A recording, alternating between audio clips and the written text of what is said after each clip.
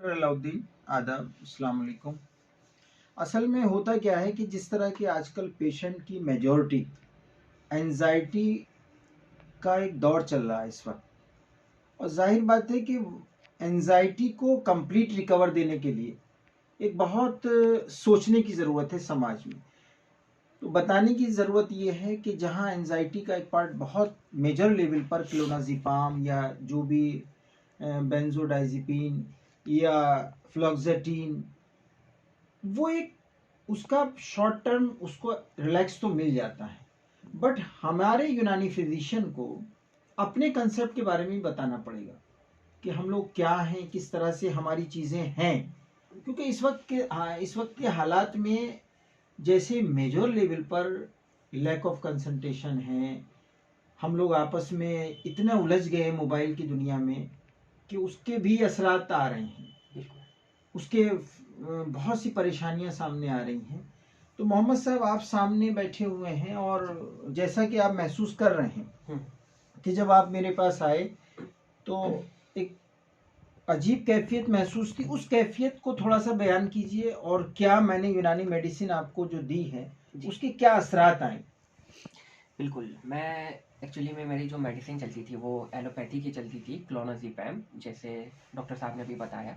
और उसका जो क्लासिकल ड्रग जो बेंजोस कहा जाता है, तो उससे मैं पीड़ित था। और उससे जो प्रॉब्लम आती थी, जैसे बहुत जैसे मुझे एक एडिक्शन जैसे हो गया था उस मेडिसिन से। प्लस जैसे एक एंजाइटी लेवल बढ़ी रहती थी, और जैसे भूलने की डिमेंशिया टाइप लगता था कि मैं भूल रहा हूँ, या फिर बहुत सारी चीज़ें घबराहट में ऐसे फील होती थी। तो मैं डॉक्टर साहब के पास आया और डॉक्टर साहब ने मुझे एक मेडिसिन थी, उस मेडिसिन का नाम जवारिश शाही।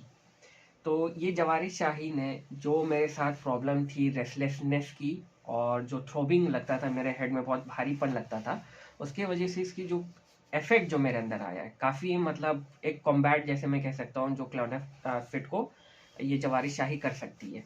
तो इसको जब मैंने इस्तेमाल किया डेली मॉर्निंग में, तो मुझे बहुत ज़्यादा इसमें रिलीफ भी मिला, रेस्टलेसनेस जो मेरी थी वो ख़त्म हुई, और जो मेरे थ्रोबिंग रहती थी, थ्रोबिंग जैसे हेड में जैसे भारीपन या फिर ऐसा लगता था कि हेडेक टाइप लगता था, वो भी जवारिश शाही से गई है।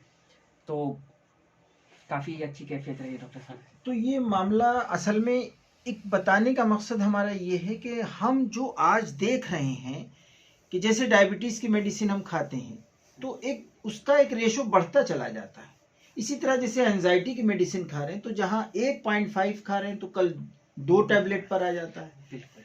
तो मैं यूनानी फिजिशियन से ये कहना चाहूँगा कि जो हमारे पेशेंट एंजाइटी के आपके पास आ रहे हैं, तो आपके पास हब्बे सुकून भी है, हमारे पास कुर्स मुसक्किन भी है, हमारे पास शरबत खशखश भी है, हमारे पास जवारिश हरमस भी हमारे पास है।